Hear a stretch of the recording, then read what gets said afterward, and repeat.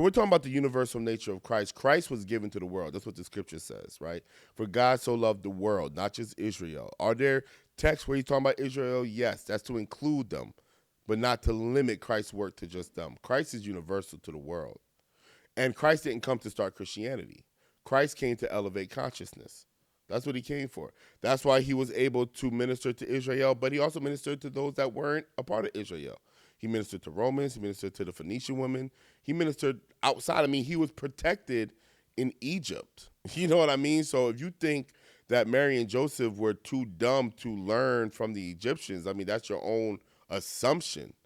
You know, there's a lot of things that Christ teaches that's in line with Buddhists. You know, Moorish Science Temple talks about Christ going to India and learning from the Buddhists in those 18 years of silence in the scriptures, right?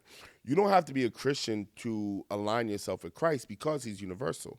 Christ is for everybody. In fact, because Christ is so universal, Christ can really enhance anybody's spiritual system if you truly understood the gospel. So this idea that Christians own Christ is just flawed.